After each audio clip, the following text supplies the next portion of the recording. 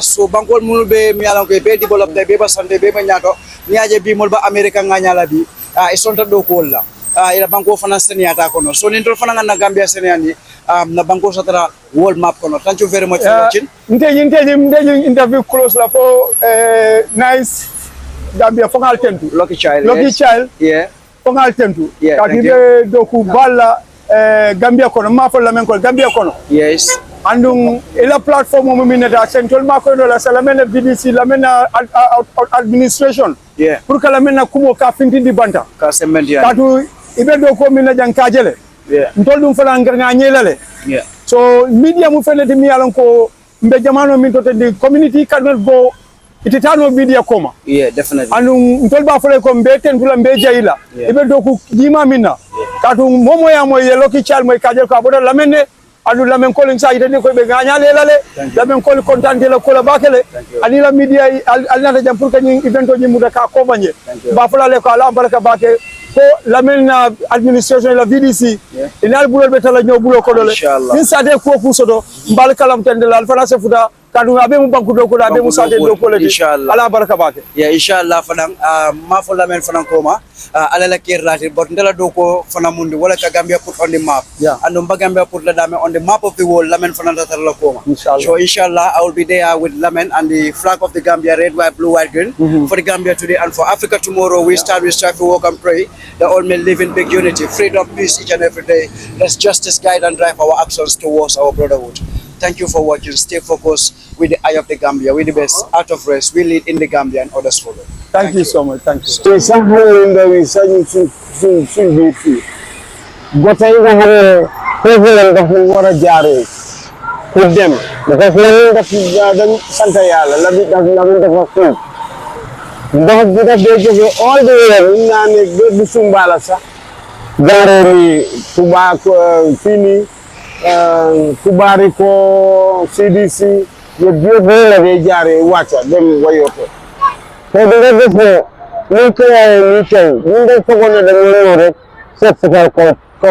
why? You children because you got a very balleting. I'm sure this doing community pictures. Very balleting, she got a. So later next time, you get young guy NRA, National Road Authorities. You work on you because we sell the gala. Sell the gala. Before Lingan Buganyan more. Call vaccine. Call vaccine fee. If you send cover you bare again. You never keep them regular bena halal school student. After them because a bit party. Tanka dama. So you use this opportunity. Put young guy NRA. You know ya dibale you cover gota you feeling. Gota you bare you de anything. Goody sir. Goody. One more thing that because you gota. So lolu dañ len buga ñaan daal ñu jappalé ñu ci lolu buga sante gaay bi kama area council ñoo ñu jox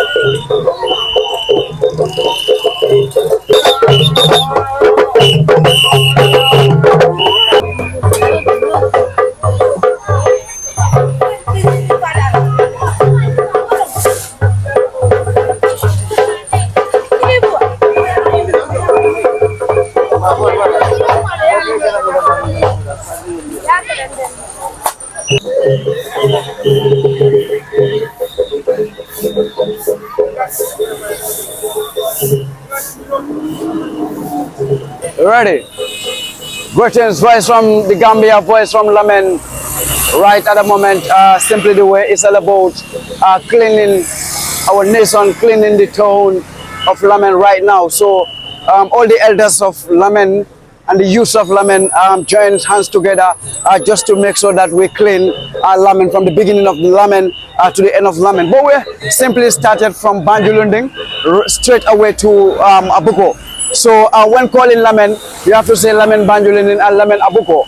So that's why we have to start it from Banjulunding straight up to Abuko. So shout out to all the elders and big up to Papa Jata and the team.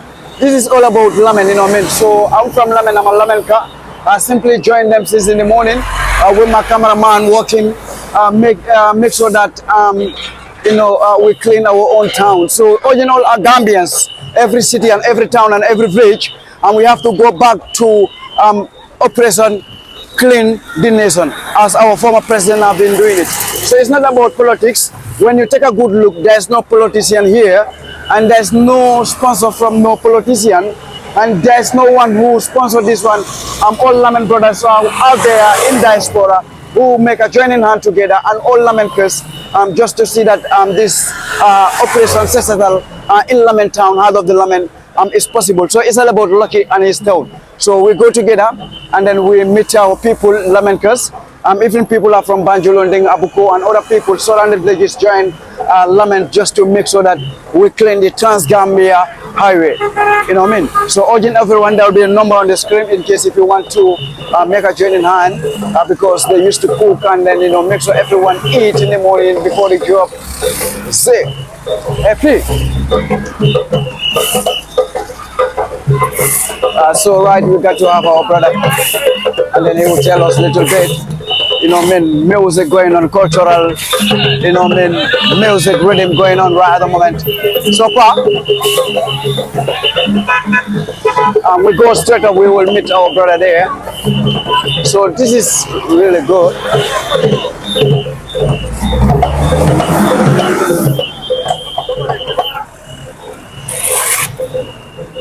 So as well, I'm right here. I'm with Papa and Amfal. Most of people out there, I can simply say they will recognize their face because they've been working hard every day just to put the name of Lamen and the Gambia on the map of the world. So simply the way you can simply let us know the reason why you come up with this initiation to bring all Lamen elders and the youths to make sure to clean the beginning of Lamen to the end of Lamen. Assalamualaikum warahmatullah. Walaikum salam. Thank you very much, Lucky, for your tremendous, your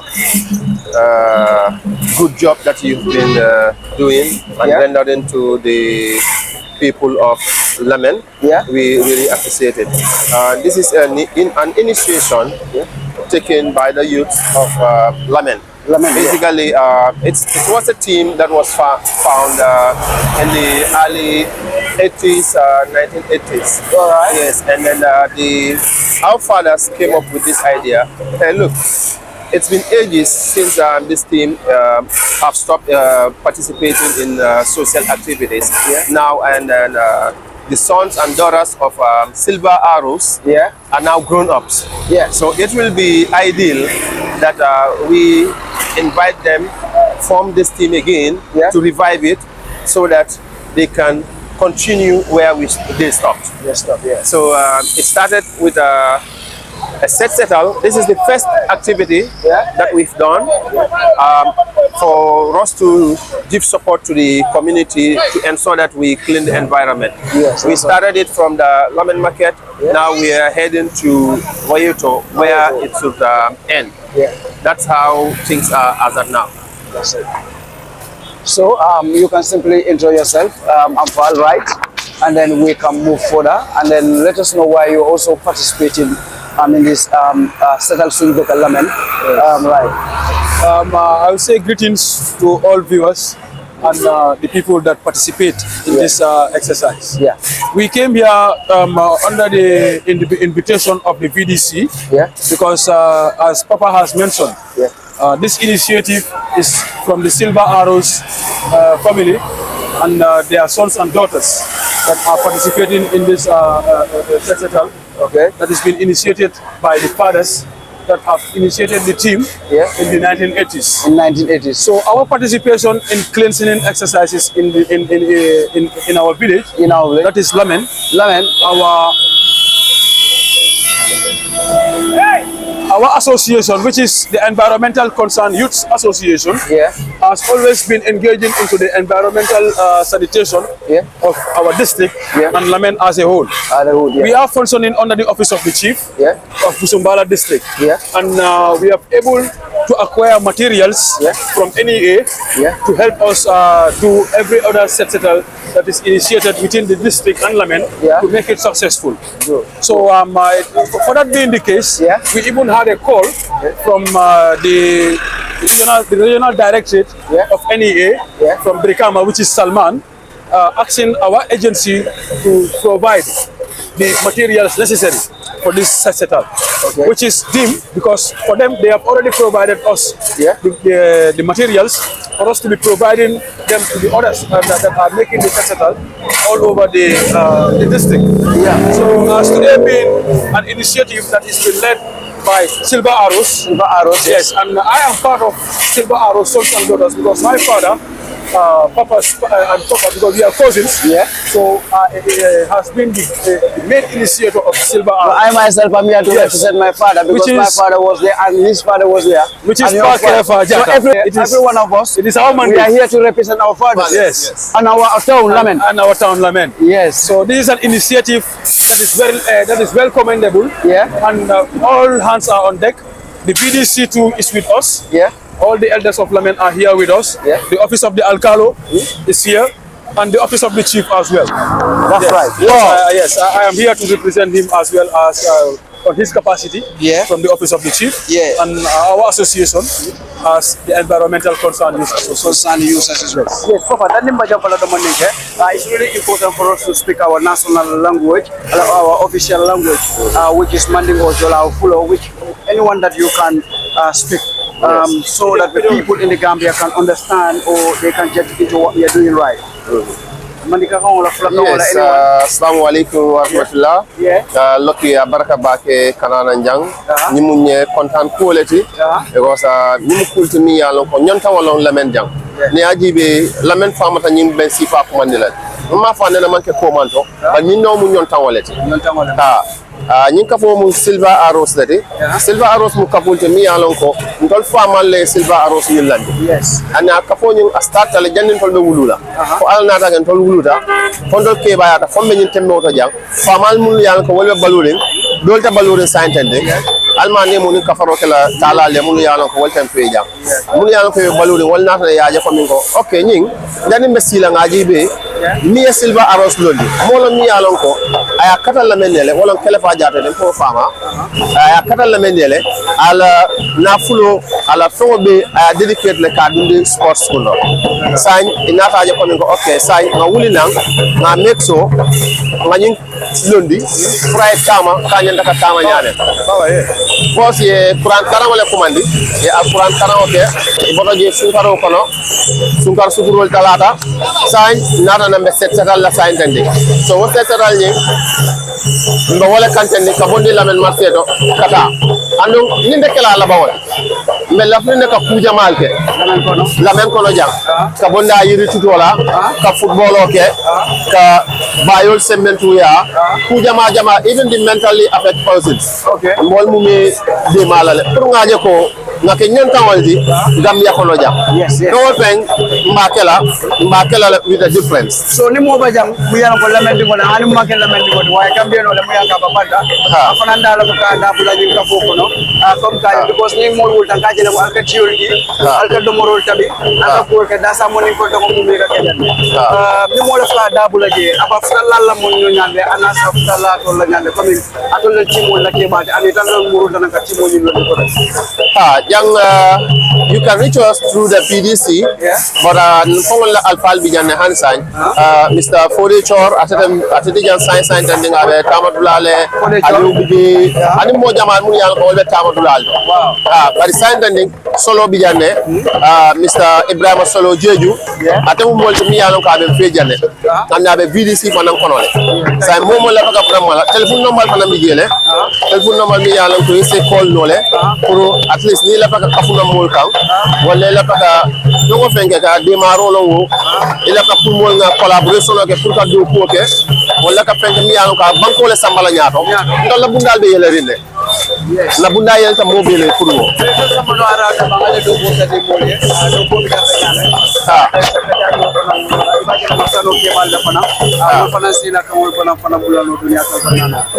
on tan kasidi sa tamano le ngata wol jibe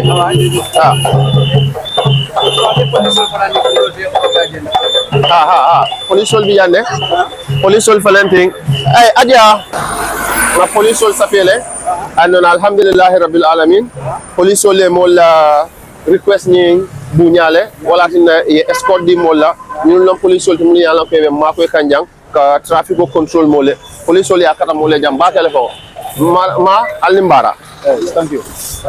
Sana alfal mun yalla ko wolle be la men VDC la ko mu me nyaton kaya kan e mu me hena siring duto ko jana fana e be mol batu kan yaele nung jambe nori nyamen sa intenting la men fama ta sene atentinde ne silo jibe e bajala ko jambe sene arim bakela sa intenting ni mu nyon tawolde ni mu jata kende yal hani dino fo ya pole pour yela dinkral sene yela sate sene ndi.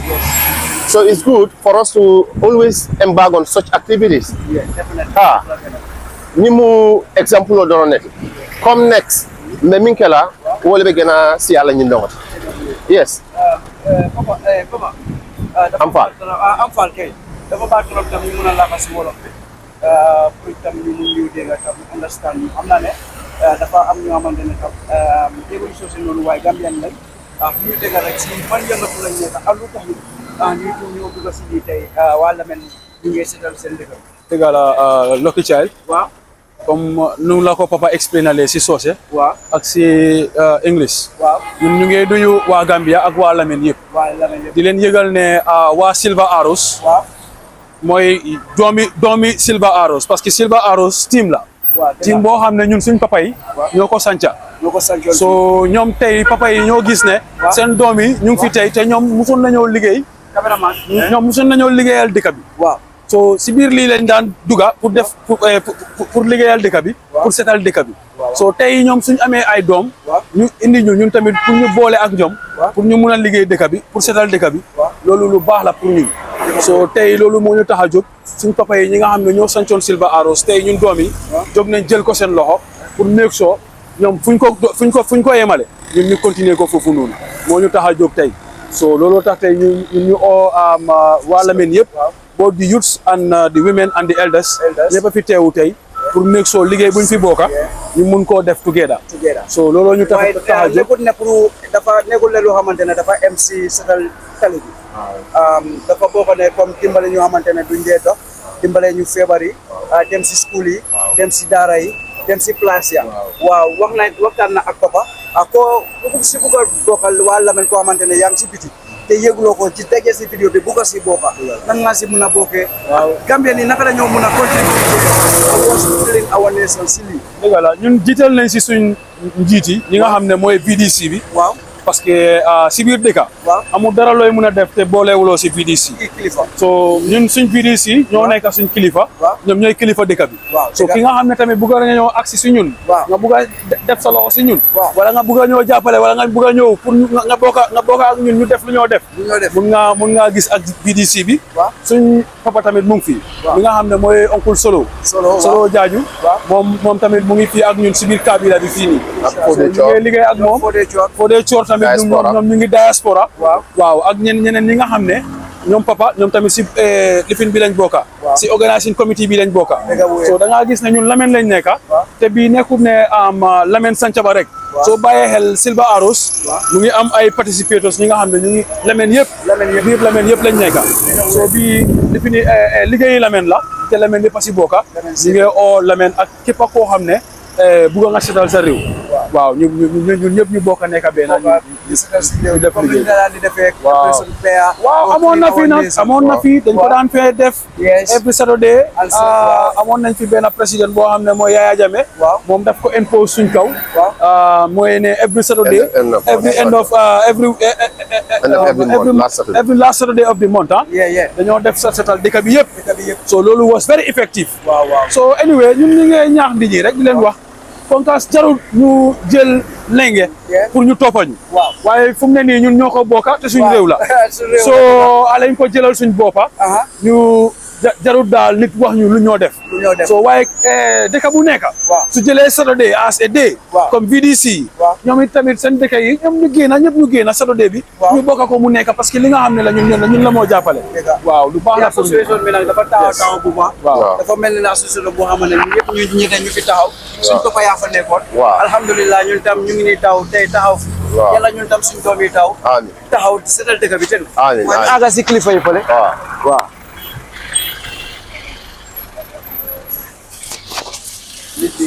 Yes.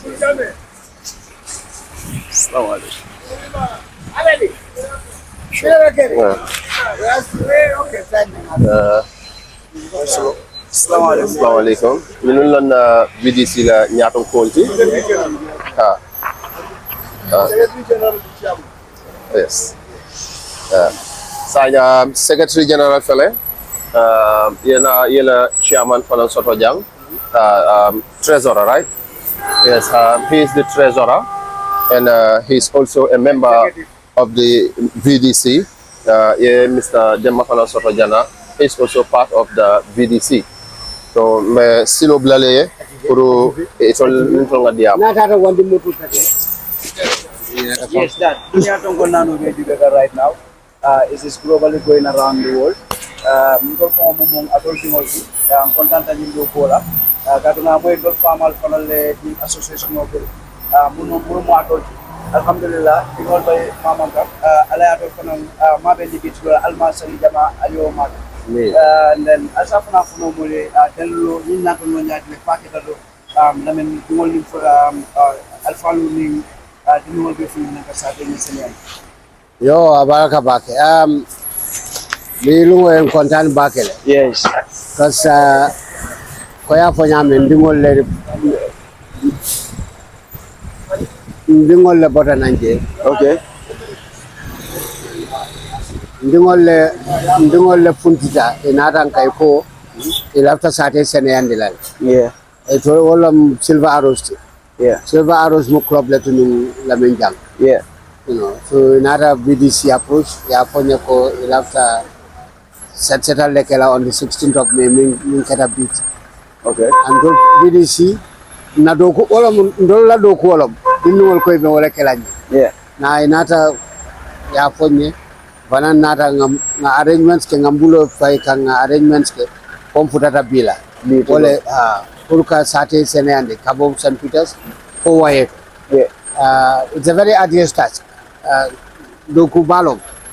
Bare ndol min fono drong kasate funding kilo jai anin ke encourage fana banku din kendo kani nek you know not only kata siri be atamina or be football kachala and like but dika fundi fana yetaro ke la banko e la sate it's very good na wala expect fana ko nimbe ning exercise be continue inshallah funding ke we are very proud of them honestly we are very proud of them and yung kontaan bakele kan dingol je ka funtina ka murubata ntol bulu tol fango bela sirol ndo nanta minkela tol be wala ke kontaan ku balo ndo nga kele nunde nga ken ndo fana bilim be dindi yala nga kele nu wala tinna nga miro soto bi katala jang ka dindingol fel no bare ndabe fola no VDC members dol fana bijan Wolfanang ngalo bi wode ndolben sewo bu nabi we are very happy bar mal la fini eke bi ay ke la bangot nim nanta continuer la continuously because yeni godes kono jel abe norim bakele dio bu ka flow ba ale makoy fondin ke le wura area council la makoy roto anim VDC council of elders makoy roto ndol farana VDC la makoy roto the process is on. We are very happy, and Balfan and Tankla for the coverage. Because you nanta funding ke jamal nanta ningelal. Anko funding ke amanke si kensong odi aning football kaca o atamin. Ila banko ni madara jamal badara le Gambia jibe. No, funding ke lu de nyanta wulale la yela banko dada. You know, olam tolla datije mbe fondinkel mbe jayram be la bak min kombe tol fola jang rilo ni be jam fala but then minu baby jam fondinkel min be fundi tabbi musuguram kelomba musuka fuke. We are very happy and be jayla for coming out today. Allah barak. That Muna wasi olo. wow, munga any language. Yes. Munda ko muna ko. Angola. No, it's good. Yes, munga like any language. Okay. Yeah. Alkali. Yes. Yes, Alkali.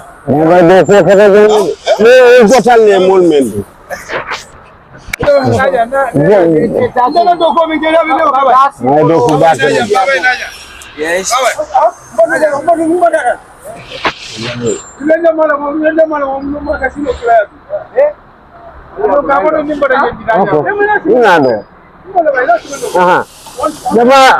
First of all, I'm going to santa yalla. Gërëm yalla, gërëm waxambaane mooy youth si. Silver Arrows ak VDC Lamin bi ñoo ak Red Cross ñoo booloo ak Brikama Area Council ñoo booloo def festival bii nii comme ni ko chairman waxee dañ kontaan tey si youth si doo niñ ko buggee te la youth si yëpp ñëwoon am na dëj bu fi am léegi nii moo tax la youth si mun koo génn waaye boo ko seetlee depuis suba ñu si kaw li ñu gën a yàggalloo sax mooy gotay booy si xale yi sax xale yu ndaw yi sax ñu suñ biir fii gotay nga xam ne foofu la daf war a jaaree pour dem because Lamin dañ sant yàlla Lamin dafa fuuf ndox bi daf dee jóge all the way ñu naa ne du Sumbala sax jaaree ni Tuba fii nii Kubari ko CDC yëpp la dee jaaree wàcca dem Wayoto te di nga gis ne ñu créé nii tey ñu dañ foogoon ne dañoo ñëw rek seet si kaw tali bi waaye ñu ci dañ dugg si gotay génneen balet yi am soo di ngeen ko gis si picture si génneen balet yi si gotay so li foog naa next time ñu ngi ñaan gaay NRA National Road Authorities ñu bokk ak ñoom because lii seen liggéey la ba pare li ngeen bugg a ñaan mooy colvert si fii li fi seen cover yu bare génn ñu ne barki démba rek la benn xaleel school student dafa dem dugg si biir pax bi tànkaam bi dama so ñu ngi use this opportunity pour ñaan gaay NRA ñu ñëw ñaar dimbale ñu cover gota yi fii nii gota yu bare ñoo dee lifin guddi boo moytu sa digga dugga si biir gota yi so loolu dañ leen bugg a ñaan daal ñu jàppale ñu si loolu bugg a sant gaay Brikama Area Council ñoo ñu jox compact truck bi luñ génnee rek gaay sànni ko si foofu si truck bi pour ñu yóbbu ko dem sànni ko feneen so ñu ngi leen a nuyu Nice TV ñu ngeen ñëwee tamit cover programme bi waaye lii du MCB because li ma wax ni dafa timely because léegi tey nawet ñëw di nga gis ne ñu jot a clair yëpp bu nawet bi ñëwee run water bi run of water bi dafa easy pour mu travel dem exit fële so loolu laa bugg a wax dama bugg a sant ñëpp ñu ñëw ñu si Silver Arrow ak ñi nga xam ne dañuy jàppale print t-shirt yi ak ndox yi ak yooyu dañ leen a sant bu baax a baax jërëjëf. Yes, Alkali. Yes. Yeah. Dunia tonko nano be jube kan do ko bala kete la men dire. Folo mba folo alhamdulillah rabbil alamin. Na la même VDC la executive of Bimbesiri Jambe Kontona. Kadu momo jili jajale galon ko rabine represent. Yeah. Kata ku jamal be ke kalameng ana nyon jamali ka ko nyinje I succeed nin lo multi min ba ko bo la même VDC. Yeah. Ka bo la chairman ila secretary general treasurer anin VDC members all mbe karafula do mbe alkalol karoto mbe VDC la karoto kadu nyin karafulol be mbe ni bebe do kola folo mbe Silver Arrows club mini alon ko veteran club lom mbe tentula mbe jahila to come with this wonderful initiative. Yes. And mbe kafu jama mbe diamla kafu jama ko ise jinda sampulota because ye min ketenti nyume sate kanoleti. Yeah. Sate kano munyinati ko ngaya kanu ngaya seneandi. Yeah. Nga mek so jata kende aduna blato ngaya dada fo luntawon momo be tambila kadu la memu manakan satele te manata satele manaka silo abe silo la kam yes ni kabo airport ni be tambila ni janel jama ni bodo ten sere kunda fana be tambila kada afrika be tambila ni janel yes so pour kan la men koliaje Silver Arrows tambi o ko nyado ini kaje ko kay la men seniandi womu ku kende baleti al del kabo alkalo kada fo la men na bulunda bi nyingore kontani ko biri ya bunya itandila ko Silver Arrows ni la denna kafoli ila fa findila bi pour que la men senendi kanyin setal ke alunke de kulati mi yalan ko ya lungo kalamta baka ya lungo bunya andi ya sate moli ya lahidi ko isa findi e kafula pour ka sate nyin ka senendi yes definitely so ita fana mne folo soto pour ka fo sate fo linkeli mul mu fundi nan sate funding keli ntol ba fole ko ngani lamen ngani nyin laylale katu lamen funding keli molo mi ko sawartale isaita ni lamen na ku jama fo e ka findile anim fana dol mi yalon ko manjan soto no be yim fole ko sate ko la nyim manke VDC da manke alkalti manke Silver Arrows ti amanke politician amanke fengti amanke politique amanke dinati amanke city nyimu sate ko le sate because bi somo fe na senade ja ni ko la men ko le ala sade senade halibe ibe siri moto ko niamoy abe kontandal bandi gele mo fana ni be bodo ko le yamoy ko la men ko la sade man senea ita fala wol fala ibe mallal pour ka fe ko debo la men yes so nyimu kule di miyan ko ning ko nga findi nga sade do ko ke fonding kel kaba fonding ke muso bam fa fonding ke keli al nga findi nga mbulo du nyobulu al nga findi nga mbulo ni la men na ni VDC aning na youth groups nga bulo la nyokan nga findinga na nga sate muda nga senen nga findinga sate do abange senen ndiro damati ku jamal be sate ko mi yalo ko VDC ka kumandiro ke ka findile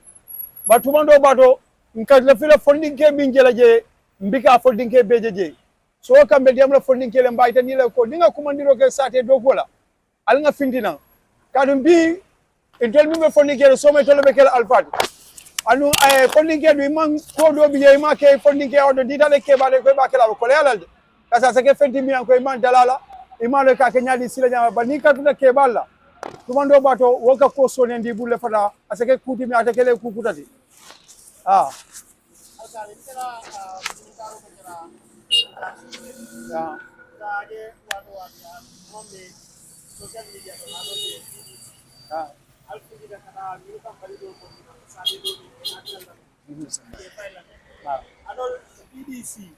aning alkali albe nalbe sensitization kala kada nyin karola albe mun kuma sifalle fala mole min yala wala ka banam banda ani lamen dingol fango min kana kam balitol fay dulalto mi yala manyana fayla dame wo alhamdulillah yemi fotendi abe mun environment nyada senela nyame nyanda na environment mutala nyame nyanda fon senen la nyame ni wado kono ngaje kabri jani sunkaro VDC taman ke sate kono le yaje ko sate kono blalle biye min yalon ko molkana ka mbalito fayje mi yan ka manke mbalit fay black ni sunkaro kono nga operation o kele ala tata ke wolumina nga operation o kele dala kareti sareti ti tan ani lulu nate muta ni sareti ti tan ni lulu be min fon fonita be kono moti e min boda la ben ni nge nyini ka jama ka fone boda dan di pakundale boda dan sere kundale boda la tir kunda jaman so yawoni lamen temo jele yalo kilometer jamale.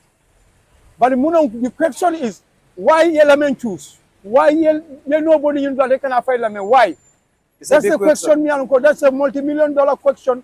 I mean, you come from bull. Why? Yes. But being nada you can nada bula you no can. Nada jeko. Minimum moleti mi yalonko. Iko follow na la careso ika luas mo lebulu.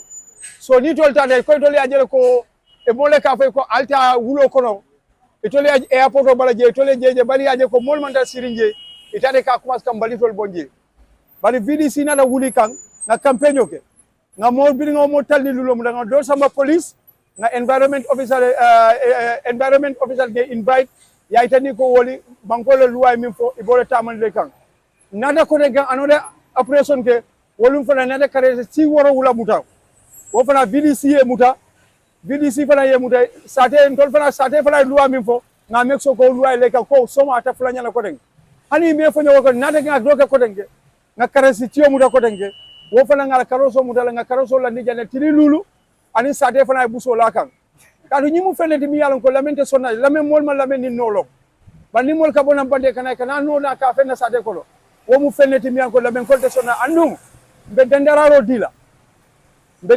dila a dendararo sobe ninga momo muta jang inim do ikabu no bondi bande kana fay lamen kono jang ninga momo muta jay ka no bondi nam banta ikane kana fay lamen kono jang tumando jalimbe fudala dibe fudala luwato nim fudala luwato tumando bado luwabe kumando la fara bade lamen kol yanda binkire yake so we can dendarati mi anko we are going to put across ninga momo muta jay no bondi nam bande kana ka fay lamen kono fa sareti lombang fa pus lombang fa moto lombang ninge muta la rek luwa min fo mbawle kelela yes kadu fe nyimu ale lamen ko jele wulta bi bela sate senendi la o sate senendo modole bonam bande ka no boni nam bande kana ka fay lamen kono so womu feneti mi anko lamen belori nga ko la bakel kabona VDC e step stajel ndada nga dandela roke kabo area council kada environment kada all the stakeholders mi yalon ko ye environment be koto kay tandi ko lamen ko te sona nyim ko la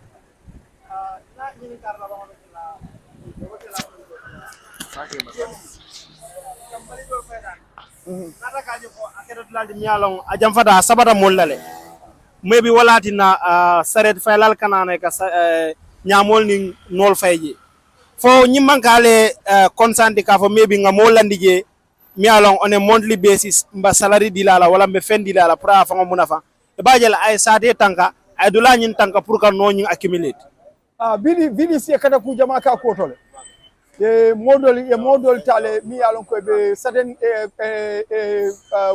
kabilol to because bi mben jamu nimbe ko la memu yale e kambali do fay dawda mo lebe sabati je ma fon andu wo mo ni sabati je ba VDC e kan fay wol kale ko fala ke possible kal yimba ni go femba aka fay de la men CDC lo ani e airport sa ko ani la men Darussalam karado ko na do fay ro ke kajel waye to ni ko da video ko do fay rid like ka fay ro ke jele wala tinan tol bika man ngaitani sate momo bi an ko bu la men koleti la men sila lo midi la men kolomidi mbenga ke korsilat kadu ñin mol kana fayro ke wato mina dobiye fo dolbiye man fo kala sudo la fam fayrol because ikam balito la do tilibule te jela ba dolbiye te jigida ko wol kana sutole parce que nga ñin ka do ke jang sa tri bala jang wol ko suba sali kola ikamoto tido ja kana akara balit fayola je so anyin ñende kala mbe tol nga VDC atale pour ka mojo ye miro kele anumba ko tole pour ka mojo mi yalon ko mbe sinla yingla do ka yingla ko signé bari wo be de kelno bra fontol mi yalon ko musate silalti sate dingol di lamen kolleti mbe nga ke korsirlati because ye yimbali fay laje e ka taminin dulale ne saretoje ye motoje ye mbalito jaka yaja ko lo lamen kono wonde ni de bursade koti fana e wuli ya ni sabu ni te man futanoje kollo ke ye alkal yen to la nomba call wala VDC la nomba call ndol ba jela mba facilité de ka fayro ke damen ngata nga lanya leje yalla man nikol ka mi lanya wala ngata nga kutindingo leje nga trapo leje kadu won trap kilimo wala jama muta so halim bi mba ko tole ndole dendera robe minti nsemi tadi ko mini ka fayje yabula kadu ninga mi mutaje billahi tumando bado ni nyama hani amay ko nyama fayo imari be borla ite so de yeje yes baraka bake sa nga alkali la ko mo moytale asanya da bake e banko dandala e gambia mu dandala ko min gambia nol fana nyasa bol la menna e dol fana saker kabila sankino wala sate fana sankino ka den rek ka sibiti kilin jube karo ko no ngam denga den rek because banko bukata no nyato ni sen nyata la so bankol munu be mi alan ko be develop be ba sante be ma nyato nyaaje bi mol ba america nga nyala bi e sonta do ko la ila banko fana seniata kono so ni tol fana na Gambia seniani na banko satara world map kono. Thank you very much for watching. Nteji interview close la for nice Gambia fongal tentu Lucky Child. Yeah.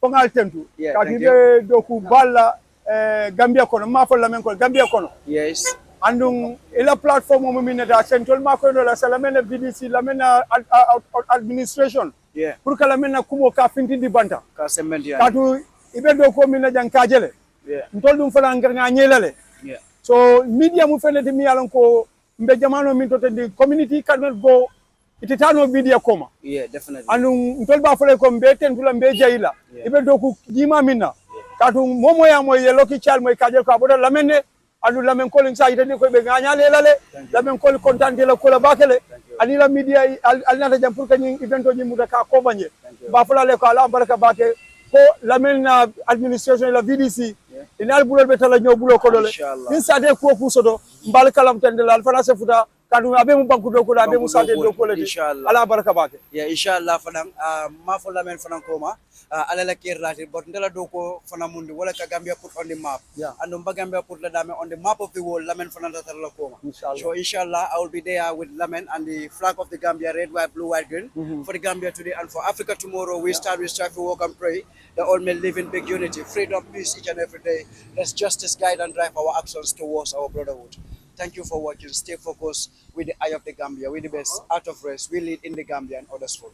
Thank you so much. Thank you. Subscribe.